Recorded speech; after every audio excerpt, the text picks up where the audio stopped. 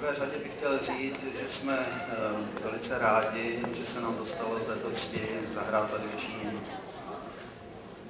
亲爱的中国观众朋友们，大家下午好！我是捷克雅剧剧团的团长，我叫米勒。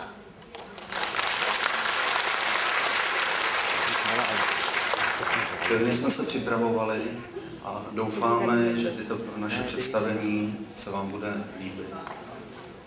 我们很荣幸能够参加第12届中国上海国际艺术节。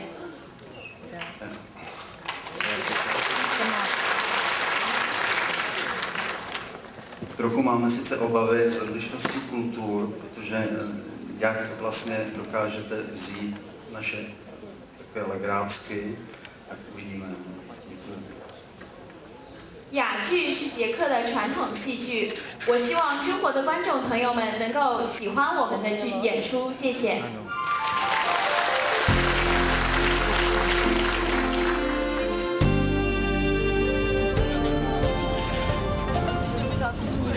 Ano, je to opravdu tak.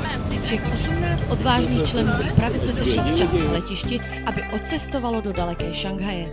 Máme sebou chemika, biologa, účetní a Aničku. Všechno dobře dopadne. Nic nás nemůže překvapit. Tož výletu zdar.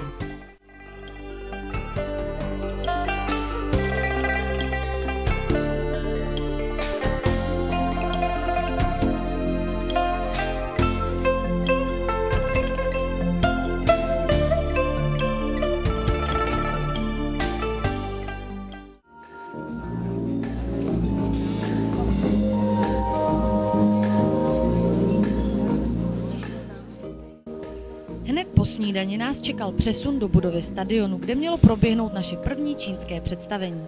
Budova to byla vskutku malebná, zvenku monstrózní sklo a velké stavby, uvnitř komunistický zašlý prostor s ošoupanými růžovými křesly a četou Číňanů připravených sloužit vlasti. Všichni víme, jak tyto služby vlasti vypadají, a tak vypadala i naše příprava. Tak dlouho jako tady jsme ještě nikdy nenasvěcovali. S časem stoupala nervozita i stres. Jak na čínské, tak na české straně. Výsledkem bylo, že všichni rezignovali a čekali, co se vlastně stane.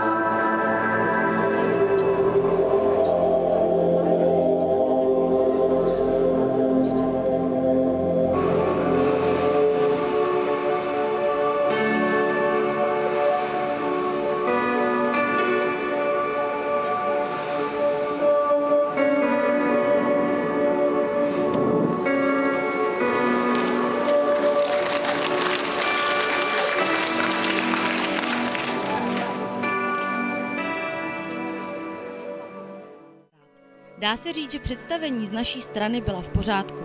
Drobný konflikt byl mezi čínskou mentalitou a českým humorem. Nicméně jako technik jsem přišla na to, že když se ukloníte, tak zatleskají.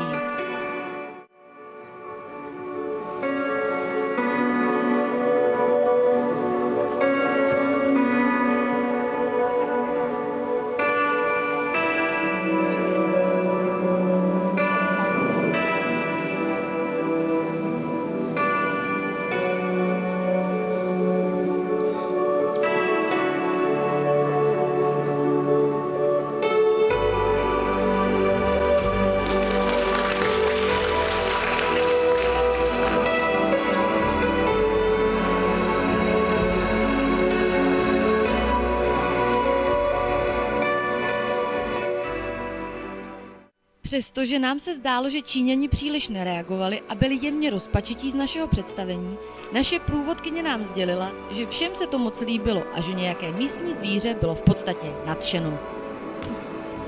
Všichni jsme byli po představení značně unavení a tak jsme vzali za vděk cestu autobusem ucpanou Šanghají. Nevnímala jsem troubení a drncání při necitlivém přejíždění z pruhu do pruhu. Usnula jsem jako miminko.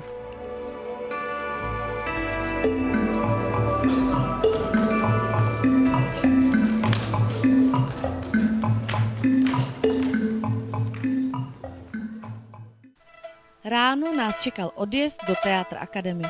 Cesta Šanghaji byla v skutku výživnou. Měli jsme možnost seznámit se s místní architekturou.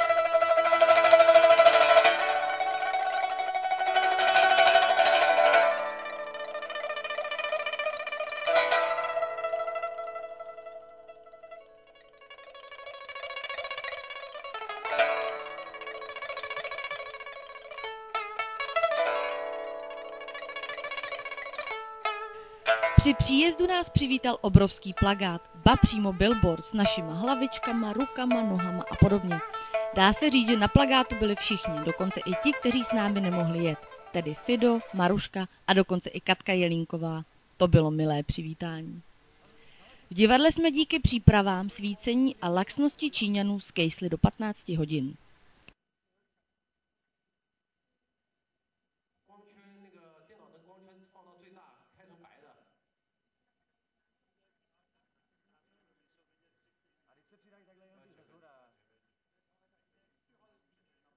V chrámu se nás okamžitě ujala agilní dobrovolná průvodkyně, aby nám ukázala všechny budhy, kteří tam byli. Byla to taková rychloprohlídka. Proletěli jsme chrámem, v běhu učinili nezapomenutelné fotografie, pozorovali modlící se Číňany, až jsme celý uřícení doběhli do místního suvenýrového shopu, kde se z naší milé rychloprůvodkyně stala rychloprodavačka. Během několika málo okamžiků nám nabídla miliony tretek a snížila ceny na půlku. Pochopili jsme, že naše průvodkyně je normální kšeftařka. Pak jsme si zaplatili další vstup a šli se konečně juknout na jadejtového budhu. Jedná se o 8 tun těžkou sochu z jednoho kusu jadejtu, u které se můžete pomodlit, koupit drahý olej a nechat paní, aby ho nalila budhovi do misky. Této taškařice jsme se neúčastnili, stačilo nám jen to vidět. Jo, a vonilo to tam jako o Vánocích, pálej tam totiž stohy vonných tyčinek.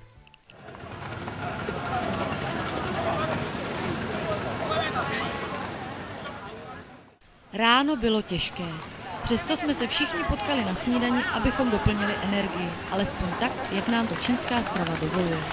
Dnešním cílem byly zahrady Yuan Yuan.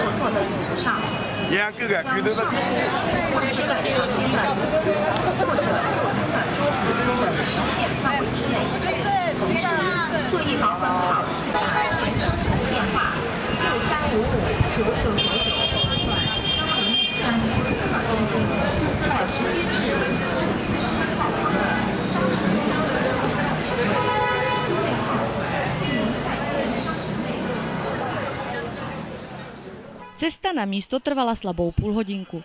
Na místě už nás čekal dav lidí. Prošli jsme uličkou plnou krámků a lampionů a Číňanů a došli jsme k vstupu do zahrad. Tady dovnitř!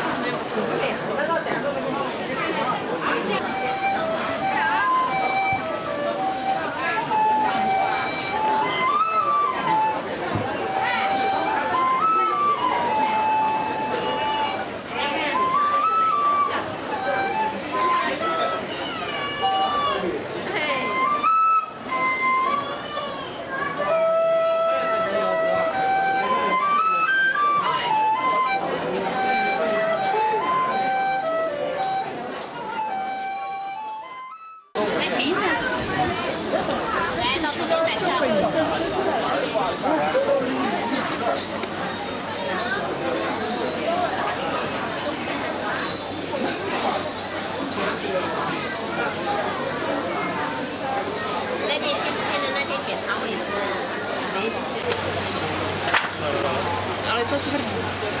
Dost, ne? A to je asi karamel. No, voní to je karamel. No, to...